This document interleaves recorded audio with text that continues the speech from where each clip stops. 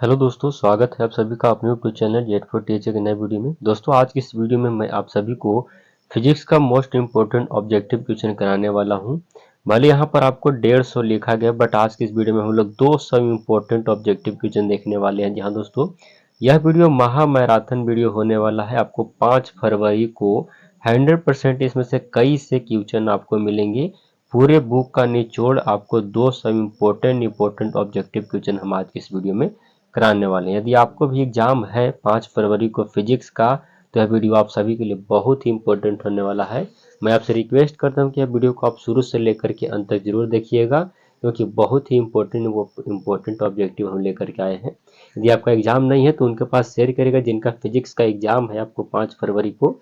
चलिए आज की इस वीडियो को शुरू करते हैं। चैनल पर नए हैं तो चैनल को सब्सक्राइब करके हमारे चैनल से जुड़ जाइए और बेल आइकन को प्रेस कर लिए, ताकि जब भी मैं नई वीडियो डालूं आपके पास नोटिफिकेशन जाए और सबसे पहले आप इस वीडियो को देखें। चलिए आज का पहला नंबर क्वेश्चन से वीडियो की शुरुआत करते हैं। लास्ट तक बने रहेगा, दो सब इम्पोर्टेंट ऑब्जेक्टिव देखने वाले हैं।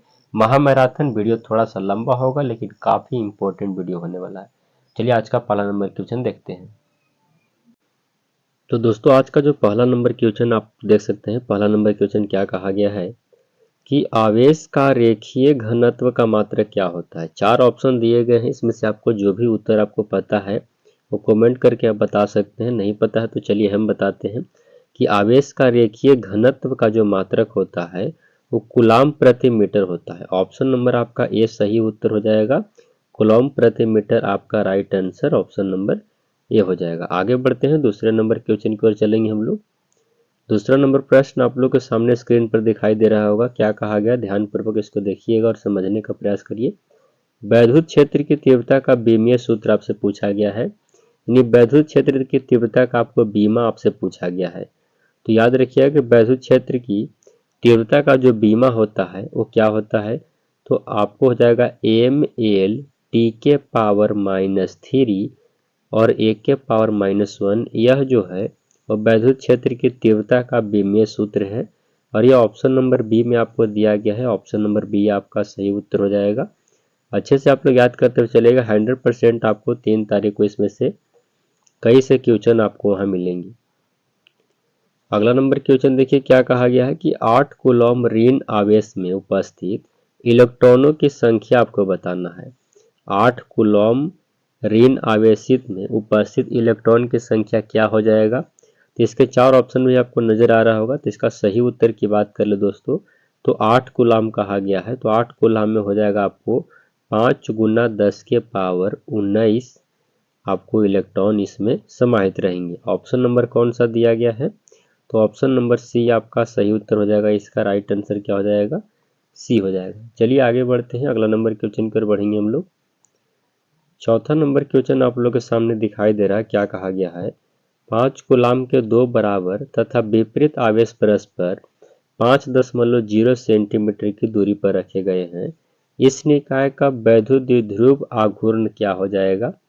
तो इसका जो उत्तर हो जाएगा 4 नंबर क्वेश्चन का, 5 कूलम्ब कहा गया है, 2 बराबर भागों में बांटा गया है और विपरीत आवेश यानी 5.0 सेंटीमीटर की दूरी पर डिस्टेंस पर रखा गया है। तो इसके सही उत्तर आपका राइट आंसर हो जाएगा 25 × 10 के पावर आपको -2 कूलम्ब मीटर हो जाएगा। या कौन से ऑप्शन में आपको नजर आ रहा है, तो ऑप्शन नंबर बी आपका सही उत्तर हो जाएगा। चलिए अगले नंबर क्वेश्चन की ओर बढ़ते हैं। अगला नंबर प्रश्न देखिएगा। 5 नंबर क्वेश्चन आप लोगों के सामने क्या कहा गया है, धातु के आवेशित गोले के पृष्ठ से गोले के केंद्र की ओर जाने पर वैद्युत क्षेत्र क्या होता है। जब धातु के आवेशित जो गोला है उसके पृष्ठ से गोले के केंद्र की ओर जाइएगा तो वैद्युत क्षेत्र क्या होगा, घटेगा या बढ़ेगा, या फिर जितना रहता था उतना ही रहेगा, या फिर कुछ नहीं होगा, शून्य रहेगा। तो इसका सही उत्तर आपका राइट आंसर हो जाएगा दोस्तों, वह जो है वो अचर यानी शून्य रहेगा। ऑप्शन नंबर आपका कौन से, तो डी आपका राइट आंसर हो जाएगा। ऑप्शन नंबर डी आपका सही जवाब। आगे बढ़िएगा। 6 नंबर क्वेश्चन आप लोग देखिए। 6 नंबर प्रश्न क्या कहा गया है, एक बंद वक्र के अंदर n वैद्युत द्विध्रुव स्थित है। बंद वक्र से निर्गत कुल वैद्युत फ्लक्स क्या हो जाएगा। तो बंद वक्र की बात किया जाए तो बंद आपको जहां पर बंद शब्द आपको मिले, चाहे कुछ ही पूछे, तो उसका जो फ्लक्स होता है वो शून्य होता है। याद रखिएगा क्या होता है, शून्य। कौन से ऑप्शन, तो ऑप्शन नंबर डी आपका राइट आंसर हो जाएगा, शून्य होता है। आगे बढ़िएगा। 7 नंबर क्वेश्चन आप लोग के सामने है। 7 नंबर प्रश्न देखिए क्या कहा गया है। इंग्लिश वाले बच्चे भी अपना उत्तर को ध्यान देते हुए चलिएगा। निरक्षीय स्थिति में वैद्युत द्विध्रुव के कारण वैद्युत विभव होता है। निरक्षीय स्थिति में आपसे पूछा गया है, एक अक्षीय स्थिति होता है और एक होता है निरक्षीय स्थिति, और दोनों आपको फॉर्मूला भी पूछा जाता है इसका कि अक्षीय स्थिति में फॉर्मूला को आपको सिद्ध करने के लिए आता है, सत्यापित करने के लिए, फॉर्मूला निकालने के लिए, तो भी आपको 5 नंबर के आपको आएगा, तो उसको भी एक बार देख करके जरूर जाइएगा।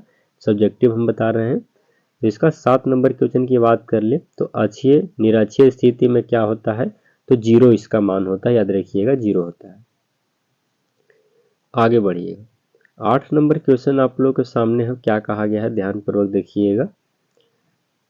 चलिए 8 नंबर क्वेश्चन है, कहता है कि capacity of any conductor does not dependent upon, इसका सही उत्तर शेप ऑफ प्लांट्स हो जाएगा। किस पर कैपेसिटी निर्भर करता है, शेप ऑफ प्लैनेट्स पर, या फिर साइज ऑफ प्लैनेट्स पर, या फिर चार्जेस ऑफ प्लैनेट्स पर। तो सही उत्तर इसका हो जाएगा चार्जेस ऑफ प्लैनेट्स पर। ऑप्शन नंबर आपका सी राइट आंसर की बात हो जाएगा। तो ये ऑप्शन नंबर सी दिया गया है।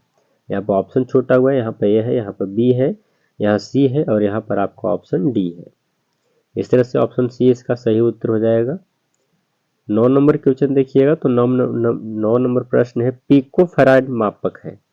पिको जो फैराड है वो किसका मापक है, क्या आवेश का है, विद्युत आवेश का मापक है, या फिर विद्युत क्षेत्र की तीव्रता का मापक है, या विद्युत धारिता का मापक है, या विद्युत फ्लक्स का मापक है, तो किसका है पिको फैराड। तो पिको फैराड जो मापक है दोस्तों, वह मापक है विद्युत धारिता का। ऑप्शन नंबर आपका सी राइट आंसर हो जाएगा, इलेक्ट्रिक कैपेसिटी का है। याद रखिएगा ऑप्शन नंबर सी आपका राइट आंसर। 10 नंबर प्रश्न देखिएगा। 10 नंबर प्रश्न क्या कहा गया, किसी संधारित्र की धारिता निर्भर नहीं करती है। कोई भी संधारित्र की धारिता जो है से किस पर निर्भर नहीं करता है, तो किस पर निर्भर नहीं करता है, तो सही उत्तर आपका राइट आंसर की बात कर ले तो वह प्लेटों की आवेश पर निर्भर नहीं करता है, जो कि अभी हम लोग इंग्लिश में आपको कराए थे, उसी का आपको हिंदी में और इंग्लिश दोनों में लेकर के आ गए हैं। तो सही उत्तर ऑप्शन नंबर इसका सी हो जाएगा। आगे बढ़िएगा। अगला नंबर क्वेश्चन आप लोग के सामने 11 नंबर प्रश्न है, क्या कहा गया है ध्यानपूर्वक देखिएगा और अच्छे से याद करते हुए चलिएगा, क्योंकि 3 फरवरी को दोस्तों आपको इसमें से कई से क्वेश्चन आपको बोर्ड एग्जाम में छपने वाले हैं। दोस्तों के पास वीडियो को शेयर करिएगा, और अभी तक लाइक नहीं किए हैं तो प्लीज़ वीडियो को लाइक जरूर कर दीजिएगा, और चैनल पर नए हैं तो सब्सक्राइब कर लीजिए। अगला देखिएगा, एक गोलीय चालन की धारिता 1.0 माइक्रोफैराड है, उसकी त्रिज्या क्या होगी। एक गोलीय चालन की धारिता आपको 1.0 माइक्रोफैराड दिया गया है, ठीक है, और इसकी त्रिज्या आपसे पूछा गया है। तो सही उत्तर की बात कर ले तो इसकी त्रिज्या 9 किलोमीटर में आ जाएगा, माइक्रोफैराड को चेंज कर देंगे तब। आगे देखिएगा। 12 नंबर प्रश्न आप लोगों के सामने है, और क्या कहा गया है ध्यान से देखिए। कहता है कि एक इलेक्ट्रॉन 5 वोल्ट विभवांतर तक त्वरित किया जाता है, इलेक्ट्रॉन द्वारा अर्जित ऊर्जा क्या होगा। 5 वोल्ट विभवांतर तक त्वरित किया गया है, इसके इलेक्ट्रॉन के द्वारा अर्जित ऊर्जा एनर्जी क्या हो जाएगा, ये आपको बताना है। सही उत्तर की बात कर लो दोस्तों तो इसका 5 इलेक्ट्रॉन वोल्ट हो जाएगा। ऑप्शन नंबर बी आपका राइट आंसर हो जाएगा। 13 नंबर क्वेश्चन देखिए क्या कहा गया, ध्यान से देखिएगा। विद्युत क्षेत्र तथा विद्युत विभव के बीच संबंध क्या है, यानी ई और भी के बीच संबंध आपको बताना है। तो ई और भी के बीच आपको संबंध क्या है यह बताना है। तो सही उत्तर आपका ऑप्शन नंबर ए हो जाएगा। याद रखिएगा ऑप्शन नंबर ए। चलिए 14 नंबर क्वेश्चन देखिए। 14 नंबर प्रश्न क्या कहा गया है, आर दूरी पर रखे दो बिंदु आवेशों से बने निकाय की विद्युत स्थितिज ऊर्जा अनुकरणपाती है, तब किसके होगा अनुकरणपाती, आर स्क्वायर के, या फिर आर क्यूब के, या फिर आर फोर के, या फिर इनमें से किसी का भी नहीं। तो सही उत्तर की बात कर ले दोस्तों तो इसमें से किसी का नहीं हो जाएगा। याद रखिए ऑप्शन नंबर आपका कौन सा, तो डी इसका राइट आंसर हो जाएगा, इनमें से कोई नहीं। 15 नंबर प्रश्न देखिए क्या कहा गया है। 15 नंबर क्वेश्चन आप लोग के सामने है कि निम्नलिखित में से धारिता का मात्रक कौन सा होता है? धारिता का मात्रक आपसे मांगा गया है कूलॉम होता है, एम्पेयर होता है, वोल्ट होता है या फिर कूलॉम प्रति वोल्ट होता है। सही उत्तर हो जाएगा दोस्तों इसका कूलॉम प्रति वोल्ट होता है। ऑप्शन नंबर आपका डी राइट आंसर हो जाएगा। याद रखिएगा सही उत्तर क्या हो जाएगा इसका? डी हो जाएगा। चलिए आगे बढ़ते हैं दोस्त। 16 नंबर क्वेश्चन आप लोग के सामने है। 16 नंबर प्रश्न है किसी संधारित्र की धारिता निर्भर नहीं करती है। किसी संधारित्र की धारिता निर्भर नहीं करती है किस पर? तो ये क्या फिर प्लेटों की आकृति पर, प्लेटों के आकार पर या फिर क्या प्लेटों के आवेश पर? तो सही उत्तर आवेश पर। ऑप्शन नंबर सी आपका राइट आंसर। दोस्तों आप लोग धैर्य बना करके शुरू से लेकर के अंत देखिए क्योंकि हम लोग इस वीडियो में 200 मोस्ट इंपोर्टेंट ऑब्जेक्टिव क्वेश्चन देखने वाले हैं। आगे देखिएगा अगला नंबर क्वेश्चन देखिए क्या कहा गया है। अगला नंबर प्रश्न है दोस्तों किसी आवेशित चालक के बाहरी सतह पर विद्युत क्षेत्र होता है। तो किसी आवेशित चालक के बाहरी सतह पर विद्युत क्षेत्र क्या होता है आपको यह बताना है। सही उत्तर आपका राइट आंसर हो जाएगा दोस्तों 17 नंबर क्वेश्चन की बात कर ले। 17 नंबर क्वेश्चन का सही जवाब आपका हो जाएगा सतत के लंबवत। तो ऑप्शन नंबर बी आपका राइट आंसर हो जाएगा। चलिए अगला नंबर प्रश्न देखिएगा। 18 नंबर क्वेश्चन आप लोगों के सामने है विपरीत चिन्ह के दो बिंदु आवेशों के लिए निम्नलिखित में कौन सा कथन सही है। विपरीत चिन्ह के दो बिंदु आवेशों के लिए निम्नलिखित में से कौन सा कथन जो है वो सही है? तो सही उत्तर आपका राइट आंसर हो जाएगा दोस्तों स्थितिज ऊर्जा हमेशा ऋणात्मक होता है। ऑप्शन नंबर आपका ए राइट आंसर हो जाएगा। आगे बढ़िएगा अगला नंबर क्वेश्चन आप लोग के सामने है गॉस का नियम कहता है कि किसी बंद सतह से गुजरने वाला विद्युत फ्लक्स जो होता है वो क्या होता है? तो किसी बंद सतह से गुजरने वाला विद्युत फ्लक्स जो होता है दोस्तों वो संलग्न आवेश के समानुपाती होता है। यह कहता है गॉस का नियम। ऑप्शन नंबर आपका ए राइट आंसर हो जाएगा। आगे देखिए अगला नंबर प्रश्न आप लोग के सामने है किलोवाट घंटा किसका मात्रक है? किलोवाट घंटा किसका मात्रक है? ऊर्जा का, शक्ति का, बल आघूर्ण का या फिर बल का? तो सही उत्तर आपका राइट आंसर हो जाएगा 20 नंबर क्वेश्चन का ऊर्जा का है। ऑप्शन नंबर ए आपका सही जवाब हो जाएगा। आगे देखिएगा अगला नंबर क्वेश्चन आप लोग के सामने है। अगला नंबर प्रश्न है निम्नलिखित में से कौन सा नियम ऊर्जा संरक्षण के सिद्धांत पर आधारित है? ऊर्जा संरक्षण के सिद्धांत पर कौन सा नियम आधारित है? तो 21 नंबर क्वेश्चन का सही उत्तर आपका राइट आंसर हो जाएगा दोस्तों लेंज का नियम। ऑप्शन नंबर सी आपका सही जवाब हो जाएगा। आगे देखिएगा अगला नंबर क्वेश्चन आप लोग के सामने है जब किसी एमीटर को शंट किया जाता है तो उसकी माप सीमा क्या होती है? जब किसी एमीटर को शंट करिएगा तो उसकी जो माप सीमा है वो क्या होता है? बढ़ता है, घटता है, फिर स्थिर रहता है? सही जवाब इसका राइट आंसर हो जाएगा दोस्तों बढ़ जाता है। ऑप्शन नंबर आपका ए राइट आंसर हो जाएगा। 23 नंबर क्वेश्चन देखिए क्या कहा गया है। 23 नंबर प्रश्न है चुंबकशीलता का विमेय सूत्र लिखना है। चुंबकशीलता का विमेय सूत्र क्या होता है? तो चुंबकशीलता का विमेय सूत्र की बात कर ले दोस्तों तो चुंबकशीलता का विमेय सूत्र होता है ml t के पावर -2 और a के पावर -2 होता है। इस तरह से आपका विमेय सूत्र हो जाएगा चुंबकशीलता का। आगे बढ़ते हैं अगला नंबर क्वेश्चन है दोस्तों क्या कहा गया है कि म्यू नोट प्रति यानी माइक्रो नोट और एक म्यू नोट दिया गया है का मात्रक क्या होता है? डिवाइड कर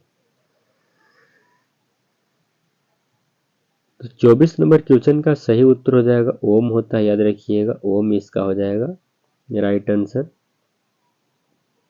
25 नंबर क्वेश्चन का देखिए यदि किसी चल कुंडली गैल्वेनोमीटर में फेरों की संख्या बढ़ा दी जाए तो इसकी सुग्राहिता क्या हो जाएगा?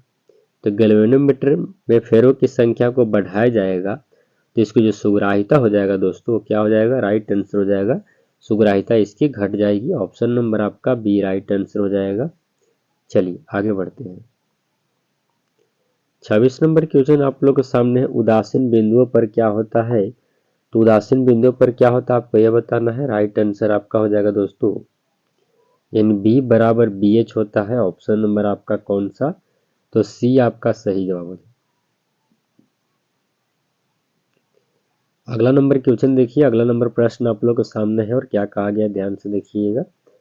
शुद्ध विद्युत प्रेरकीय परिपथ में शक्ति गुणांक का मान आपसे पूछा गया है। शुद्ध विद्युत प्रेरकीय परिपथ में शक्ति गुणांक का मान क्या होता है? सही उत्तर दोस्तों उसका मान 0 होता है, याद रखिएगा 0। आगे बढ़िएगा। 28 नंबर क्वेश्चन है कि केवल धारिता युक्त प्रत्यावर्ती धारा परिपथ में धारा एवं वोल्टा के बीच कालांतर होता है। तो कालांतर आपसे पूछा गया है, प्रत्यावर्ती धारा परिपथ में धारा एवं वोल्टा के बीच कालांतर मांगा गया है। तो सही उत्तर आपका राइट आंसर हो जाएगा दोस्तों 90 डिग्री होता है। क्या होता है कालांतर इसका? 90 डिग्री। ऑप्शन नंबर बी आपका सही उत्तर हो जाएगा दोस्त। आगे बढ़िएगा। 29 नंबर क्वेश्चन है कि अनुनाद की स्थिति में एलसी परिपथ की आवृत्ति क्या होता है? एलसी परिपथ की आवृत्ति आपसे पूछा गया है। तो सही जवाब होता है 1/2 पाई रूट एलसी होता है, याद रखिएगा एलसी। ऑप्शन नंबर कौन सा? तो ए आपका राइट आंसर हो जाएगा। आगे बढ़िएगा।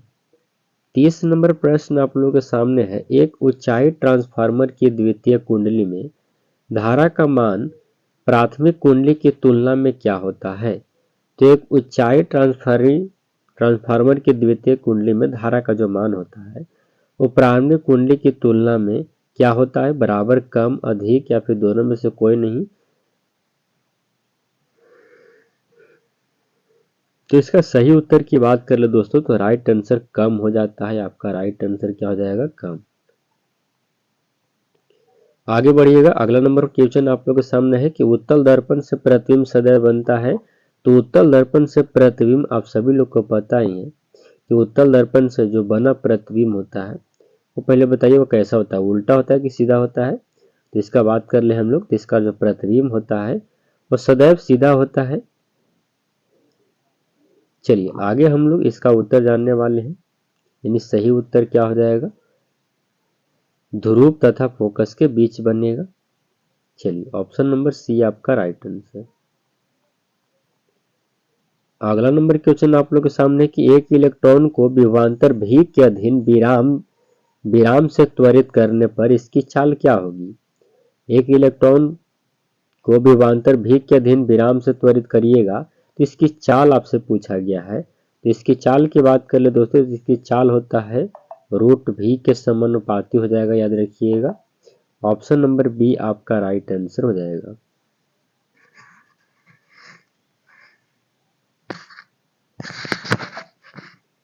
चलिए आगे बढ़ते हैं। अगला नंबर क्वेश्चन देखते हैं क्या कहा गया है। 33 नंबर क्वेश्चन है कि इलेक्ट्रॉन, यहाँ पे इलेक्ट्रॉन होना चाहिए, इलेक्ट्रॉन का विशिष्ट आवेश होता है। तो इलेक्ट्रॉन का विशिष्ट आवेश आपसे पूछा गया है। सही उत्तर हो जाएगा आपको ऑप्शन नंबर सी आपका राइट आंसर हो जाएगा। 34 नंबर क्वेश्चन देखिए क्या है। संधारित्र के समानांतर संयोजन में प्रत्येक संधारित्र के लिए कौन सी राशि समान रहती है? तो सही उत्तर आपका राइट आंसर हो जाएगा 34 नंबर क्वेश्चन का सही जवाब हो जाएगा दोस्तों आपका ऑप्शन नंबर सी, विभवांतर आपका सही जवाब हो जाएगा। आगे बढ़िएगा। अगला नंबर क्वेश्चन आप लोग के देखिए। अगला है कि वायु में दो धनावेशों के बीच परावैद्युत पदार्थ रख देने पर इनके बीच प्रतिकर्षण बल का मान क्या होता है?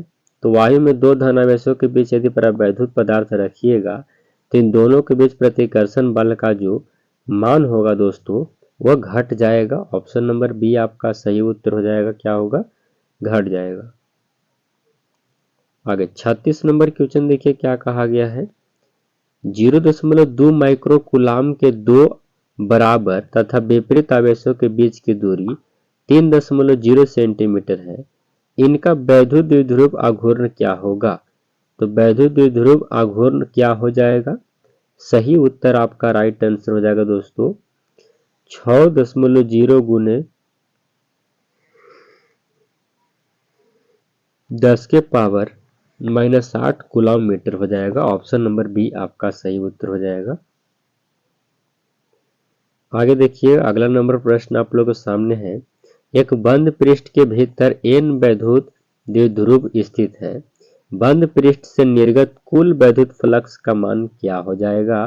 तो क्या होगा, 0 हो जाएगा, याद रखिएगा 0 हो जाएगा। चलिए आगे बढ़ते हैं।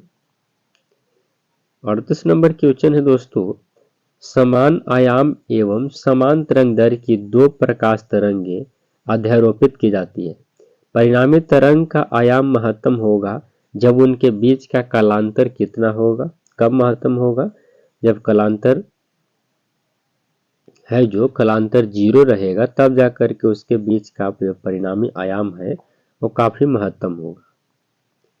39 नंबर क्वेश्चन की बात करें, ध्रुवित प्रकाश में कंपन तल एवं ध्रुवण तल के बीच का कोण क्या होता है। तो 39 नंबर क्वेश्चन का सही उत्तर आपका राइट आंसर हो जाएगा 90 डिग्री होता है, याद रखिएगा 90 डिग्री। 40 नंबर क्वेश्चन देखिए क्या कहा गया, प्रकाश वैद्युत उत्सर्जन की घटना में आपतित प्रकाश की तीव्रता बढ़ाने पर प्रकाश वैद्युत धारा क्या होता है। तो प्रकाश वैद्युत उत्सर्जन की घटना में आपतित प्रकाश की तीव्रता बढ़ाइएगा तो प्रकाश वैद्युत की जो धारा है वो भी बढ़ जाएगा। ऑप्शन नंबर आपका ये सही उत्तर हो जाएगा। आगे देखिएगा, अगला नंबर प्रश्न आप लोग के सामने है, फोटोन के गतिज द्रव्यमान का सूत्र क्या होता है। फोटोन का गतिज द्रव्यमान का सूत्र आपसे पूछा गया है। सही उत्तर आपका राइट आंसर हो जाएगा दोस्तों, ऑप्शन नंबर बी हो जाएगा, एच भी बटा आपको सी स्क्वायर हो जाएगा। ऑप्शन नंबर बी आपका सही जवाब। 42 नंबर क्वेश्चन देखिए क्या है, एक उत्तल लेंस की क्षमता 2 डायोप्टर है, इसकी फोकस दूरी क्या होगी। इसकी जो क्षमता है वो 2 डायोप्टर है, तो फोकस क्या हो जाएगा आपको 50 सेंटीमीटर हो जाएगा। ऑप्शन नंबर बी आपका राइट आंसर हो जाएगा। आगे देखिएगा, 43 नंबर क्वेश्चन है दोस्तों कि निम्नलिखित में कौन सा रंगीन विपथन को कम करने के लिए लेंस में उपयोग किया जाता है। तो किसको, उत्तल लेंस को, अवतल लेंस को, या अवर्णक संयोजन को, या फिर बेलनाकार लेंस को। तो सही उत्तर आपका राइट आंसर हो जाएगा अवर्णक संयोग को। ऑप्शन नंबर सी आपका सही जवाब हो जाएगा। 44 नंबर क्वेश्चन की बात कर ले तो देखिए, साबुन के बुलबुले रंगीन दिखाई देते हैं, इसका कारण काजी है। साबुन का बुलबुला आप लोग देखे ही होंगे, वह रंगीन आखिर क्यों दिखाई देता है। तो साबुन का बुलबुला जो है दोस्तों वो व्यक्तिकरण के कारण रंगीन दिखाई देता है। ऑप्शन नंबर सी आपका राइट आंसर। और व्यक्तिकरण की परिभाषा भी आप लोग याद रखिएगा, ये भी 2 नंबर में आपको हमेशा पूछे जाते हैं, तो एक बार याद जरूर कर लीजिएगा। चलिए आगे देखते हैं दोस्तों, 45 नंबर क्वेश्चन देखिए क्या कहा गया है, एक व्यक्ति 2 यानी +2 डायोप्टर क्षमता का चश्मा प्रयोग करता है, आखिर उसका दृष्टि दोष क्या है कि 2 डायोप्टर का वह चश्मा लगा रहा है। तो दूर दृष्टि दोष होल है कि निकट होल है कि जरा दृष्टि दोष होल है कि अबिंदुकता होल है। तो वह व्यक्ति दूर दृष्टि दोष से पीड़ित है, क्योंकि यहाँ आपको +2 डायोप्टर दिया गया है और प्लस उत्तल में ही होता है।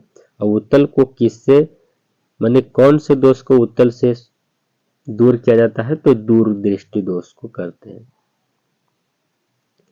अगला नंबर क्वेश्चन है कि जब सिलिकॉन में बोरॉन को अशुद्धि के रूप में मिलाया जाता है तो परिणामी पदार्थ होता है। जब सिलिकॉन में बोरॉन को अशुद्धि के रूप में मिलाइएगा तो परिणामी पदार्थ के रूप में जो आपको मिलेगा वो मिलता है पी प्रकार का चालक। याद रखिएगा पी प्रकार का चालक। Option number D. 147 number question देखिएगा, एन प्रकार के अर्धचालक में अल्पसंख्यक आवेश वाहक होते हैं। तो एन प्रकार के अर्धचालक में अल्पसंख्यक आवेश जो वाहक होते हैं वो किसका वाहक होता है, तो यह हॉल का होता है। याद रखिएगा हॉल का। Option number B. अगला देखिएगा, अगला नंबर प्रश्न है कि कौन सा लॉजिक गेट तब ही सही निर्गम देता है जब निर्देश भिन्न हो। जब भिन्न रहेगा तब वह सही निर्देश देता है। तो यह कौन सा गेट हो सकता है, तो यह होता है XOR यानी जोर गेट। चलिए आगे देखिएगा, अगला नंबर क्वेश्चन है कि पश्च अभिनत डायोड होता है, क्या होता है, जेनर डायोड या फिर LED या फिर फोटो डायोड या फिर बी और सी दोनों। तो इसका सही उत्तर 49 नंबर क्वेश्चन का हो जाएगा दोस्तों, ए और सी दोनों हो जाएंगे। आगे देखिएगा, 50 नंबर क्वेश्चन है दोस्तों, नैंड गेट के बूलियन व्यंजक आपसे पूछा गया है, नैंड गेट का बूलियन व्यंजक क्या होता है? तो नैंड गेट का बूलियन व्यंजक होता है a इंटू बी बराबर वाई के ऊपर बार होता है, याद रखिएगा, a इंटू बी बराबर वाई के ऊपर बार। ऑप्शन नंबर कौन सा? तो सी आपका सही उत्तर हो जाएगा, याद रखिएगा। 51 नंबर क्वेश्चन देखिए क्या कहा गया, प्रश्न देखिए, फाइबर ऑप्टिकल संचार में किस प्रकार के तरंग का उपयोग किया जाता है? तो फाइबर ऑप्टिकल संचार में जो तरंग उपयोग होता है वो कौन सा तरंग उपयोग होता है? तो यह होता है विद्युत चुंबकीय तरंग। ऑप्शन नंबर आपका बी सही उत्तर हो जाएगा, विद्युत चुंबकीय तरंग इसमें उपयोग किया जाता है। 52 नंबर क्वेश्चन देखिएगा दोस्त, 52 नंबर प्रश्न आप लोग के सामने है और 52 नंबर क्वेश्चन क्या कहा गया है, टीवी प्रसारण के लिए निम्नलिखित में से कौन आवृत्ति परास का उपयोग होता है? तो टीवी प्रसारण के लिए निम्नलिखित में से जो आवृत्ति परास उपयोग होता है वो कितना हर्ट्ज का होता है, आपको ये बताना है। तो 30 से लेकर के 300 किलो हर्ट्ज तक होता है। ऑप्शन नंबर बी आपका सही उत्तर हो जाएगा। अगला देखिएगा, अगला नंबर प्रश्न आप लोग के सामने है कि एक ही तत्व के समस्थानिक के बीच मुख्य अंतर क्या है? एक ही तत्व के यदि समस्थानिक है तो उनके मुख्य अंतर क्या है? तो सही उत्तर हो जाएगा राइट आंसर दोस्तों, उसके न्यूट्रॉनों की संख्या जो है वो अलग होगा, याद रखिएगा, अलग होगा न्यूट्रॉनों की संख्या। आगे बढ़ते हैं, अगला नंबर क्वेश्चन देखिएगा क्या कहा गया है।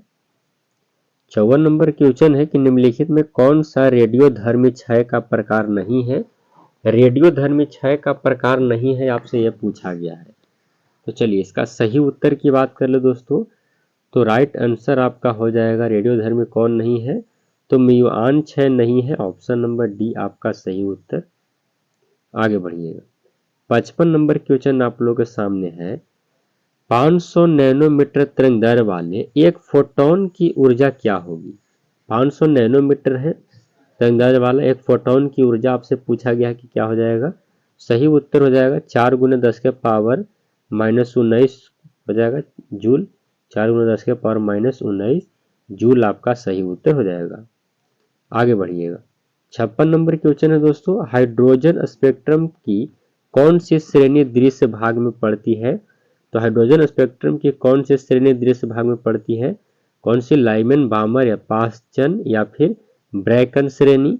तो 56 नंबर क्वेश्चन का सही उत्तर हो जाएगा बामर श्रेणी।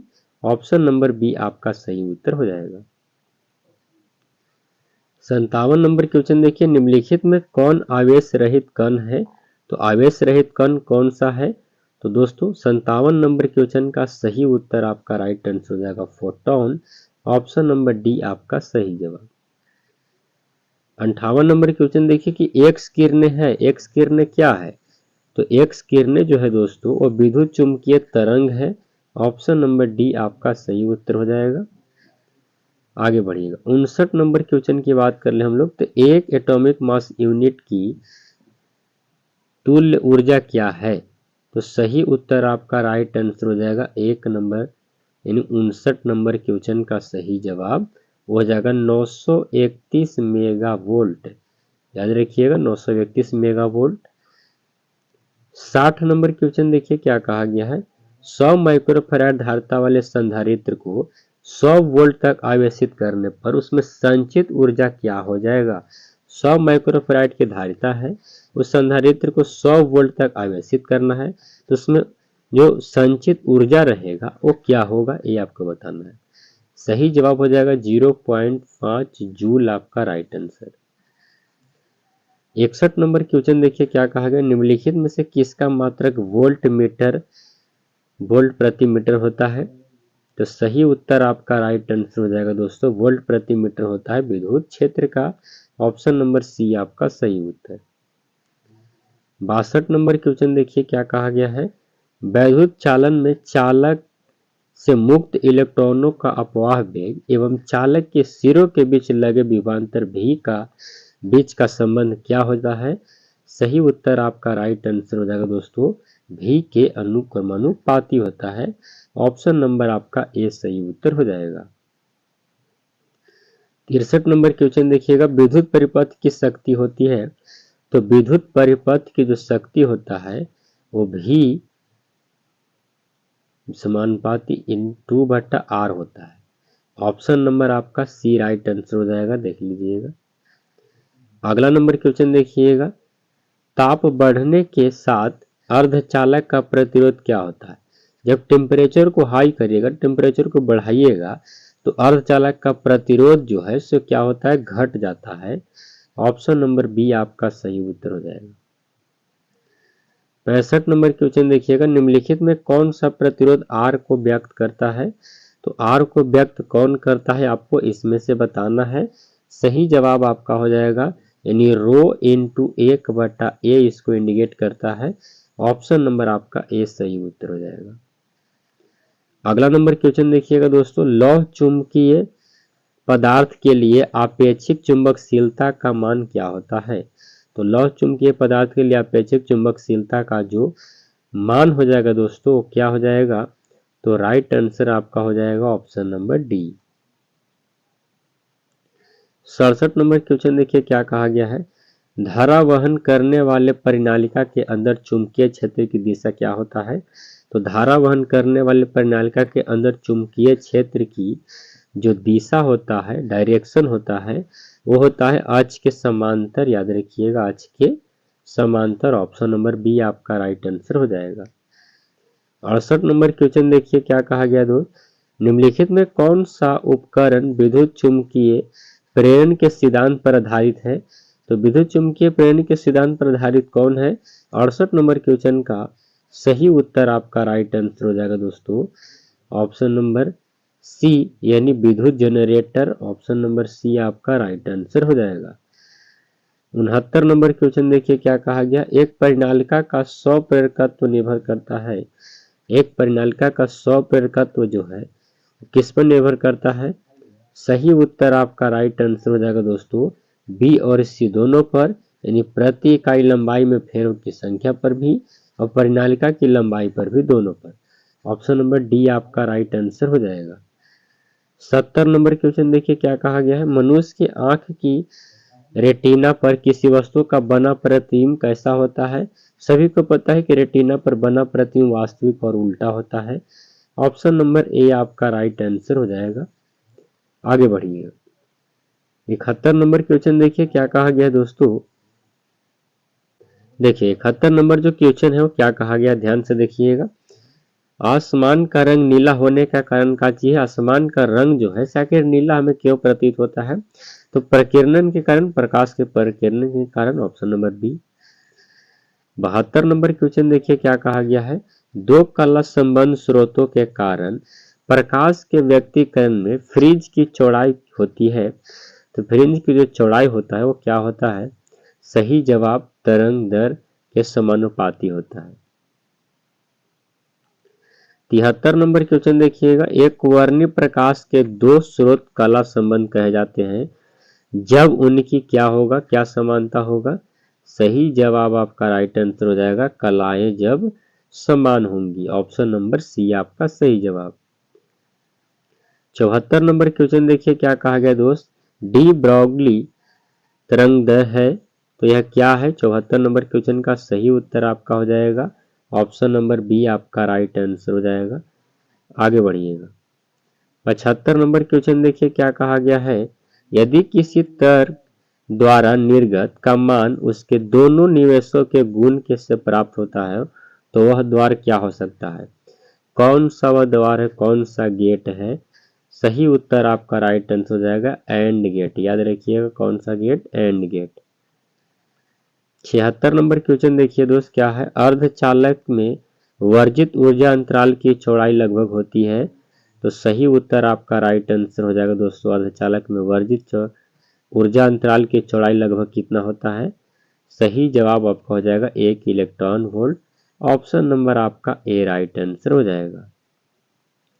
77 नंबर क्वेश्चन देखिए क्या है, दसवां अंक पत्ती की संख्या 27 की द्विआधारी पत्ती में समतुल्य करना है। तो सही उत्तर आपका राइट आंसर हो जाएगा दोस्तों डी हो जाएगा। ऑप्शन नंबर डी आपका राइट आंसर हो जाएगा। आपको 27 को इस तरह से फैक्टर करना है और जो आएगा वो लिखते जाना है। 2 से लगाएगा तो 26 दूनी हो जाएगा, 2 से लगाएगा तो 13 दूनी, इस तरह से आपको लिखते चलना है। आगे देखिएगा 78 नंबर क्वेश्चन है कि पूर्ण तरंग दृष्टिकारी में यदि निवेश आवृत्ति 50 हर्ट्ज है तो निर्गत आवृत्ति क्या होगी? तो निर्गत आवृत्ति जो होगा दोस्तों 100 हर्ट्ज होगा। ऑप्शन नंबर सी आपका राइट आंसर। 79 नंबर क्वेश्चन है कि वैसी युक्ति जो मॉड्यूलन तथा डीमॉड्यूलन दोनों का काम करती है उसे क्या कहते हैं? तो वैसी युक्ति को क्या कहा जाता है? तो उसे मोडेम कहा जाता है, मोडेम। ऑप्शन नंबर सी आपका राइट आंसर। 80 नंबर क्वेश्चन देखिएगा, संकीर्ण का मापन किया जाता है, संकीर्ण का मापन किया जाता है किस में? तो संकीर्ण का मापन किया जाता है डेसिबल में। ऑप्शन नंबर बी आपका राइट आंसर हो जाएगा दोस्त।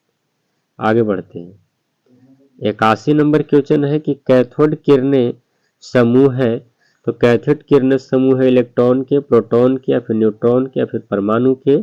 सही जवाब आपका राइट आंसर इलेक्ट्रॉन के, याद रखिएगा option number A. 82 number question है कि रेडियो सक्रिय पदार्थ की अर्धवायु क्या होता है? तो रेडियो सक्रिय पदार्थ की अर्धवायु आप सभी लोग को पता ही है कि क्या होता है। सही जवाब आपका राइट आंसर हो जाएगा दोस्तों। इसका जो होता है वो होता है 0.6931 अब बटा लैम्डा। ऑप्शन नंबर आपका राइट आंसर सी हो जाएगा।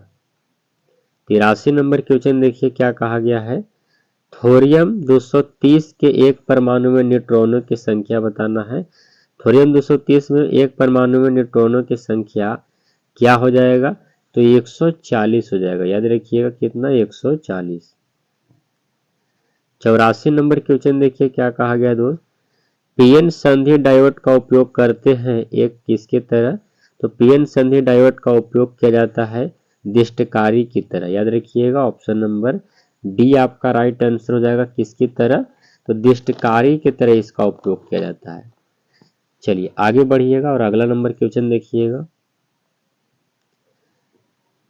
85 नंबर क्वेश्चन है कि निवेशी वोल्टा या धारा को बढ़ाने वाले यंत्र को क्या कहते हैं? सही जवाब आपका हो जाएगा दोस्तों, उसे प्रवर्धक कहा जाता है। ऑप्शन नंबर बी आपका राइट आंसर। चलिए 86 नंबर क्वेश्चन देखिए क्या है, एसी परिपथ में शक्ति केवल व्यय होती है, तो एसी परिपथ में शक्ति जो समाप्त होता है वो होता है प्रतिरोध में, याद रखिएगा किसमें? प्रतिरोध में।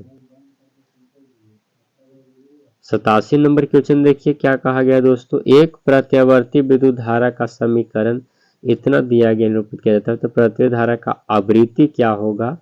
सही जवाब आपका दोस्तों 50 हो जाएगा, याद रखिएगा ऑप्शन नंबर बी आपका राइट आंसर हो जाएगा। अगला देखिएगा, विद्युत लेपन में व्यवहार आने वाली धारा होती है, तो विद्युत लेपन में व्यवहार आने वाली धारा कौन होती है? सही जवाब आपका राइट आंसर हो जाएगा डीसी होता है, याद रखिएगा डीसी। ऑप्शन नंबर ए आपका राइट आंसर।